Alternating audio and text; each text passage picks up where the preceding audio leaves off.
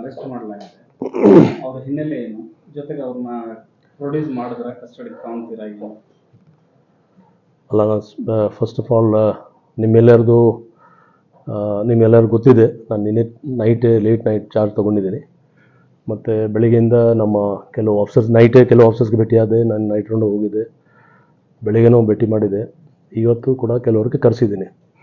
So ಈ ಪ್ರಕರಣ ಬಗ್ಗೆ ಆಲ್ರೆಡಿ ನಮ್ಮ ಚಾರ್ಜ್ ತೊಗೊಂಡ್ಕಿಂತ ಮುಂಚೆನೇ ನಮ್ಮ ಟೀಮ್ ಅವರು ಎಲ್ಲ ಕೆಲಸ ಮಾಡ್ತಾಯಿದ್ರು. ಅದರಲ್ಲಿ ಅವರು ಮುಂದುವರಿಸ್ತಾ ಇದ್ದಾರೆ ಕೆಲಸ. ಸೊ ಅರೆಸ್ಟ್ ಮತ್ತು ಬೇರೆ ಫಾರ್ಮಾಲಿಟೀಸ್ ಅವ್ರು ಮಾಡ್ತಾಯಿದ್ದಾರೆ.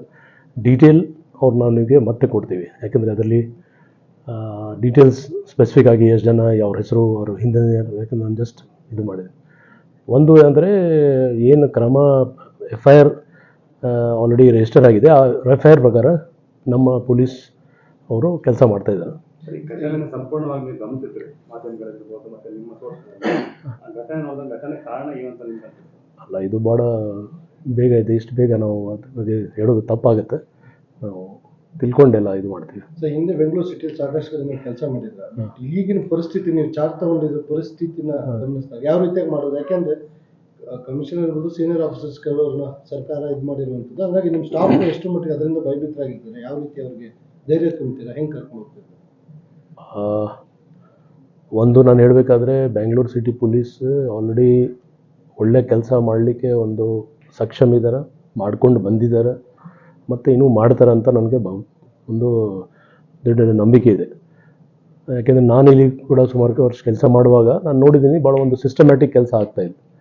ಆ ನಿಟ್ಟಿನಲ್ಲಿ ಕೆಲಸ ಒಂದು ಕಡೆ ನಮ್ಮ ಏನೋ ಚಾಲೆಂಜಸ್ ಇದೆ, ಹೌದು, ಆಗಾಗ ಬರ್ತಾ ಇರ್ತದೆ.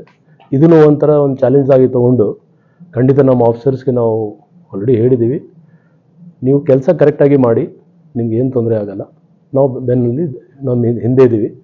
ಮತ್ತು ಜನಕ್ಕೆ ಒಂದು ಒಳ್ಳೆ ಪೊಲೀಸಿಂಗ್ ಕೊಡಬೇಕು ಅಂತ ನಾವು ಉದ್ದೇಶದಿಂದ ಕೆಲಸ ಮಾಡಿದರೆ ಖಂಡಿತ ನಮ್ಗೆ ಏನು ಸಮಸ್ಯೆ ಇಲ್ಲ. ಸರ್ಕಾರ ಆಲ್ರೆಡಿ ಪ್ರಕರಣ CIDಗೆ ಹಸ್ತಾಂತರ ಮಾಡಬೇಕು ಅಂತ ಹೇಳಿದೆ. ಹೇಗೆ ಅದು ಪ್ರೋಸೆಸ್ ನೀವು ಆಲ್ರೆಡಿ ಮಾಡಿದ್ದೀರಾ? ನಿಮ್ಮ ಹತ್ರ ಬಂದವರನ್ನು ತಗೊಂಡಿದ್ದೀರಾ? ಇಲ್ಲ, ಅದು ಪ್ರೊಸೆಸ್ಸಲ್ಲಿ ಇದೆ, ಆಗುತ್ತೆ, ಪ್ರೊಸೆಸ್ಸಲ್ಲಿದೆ. ಓಕೆ.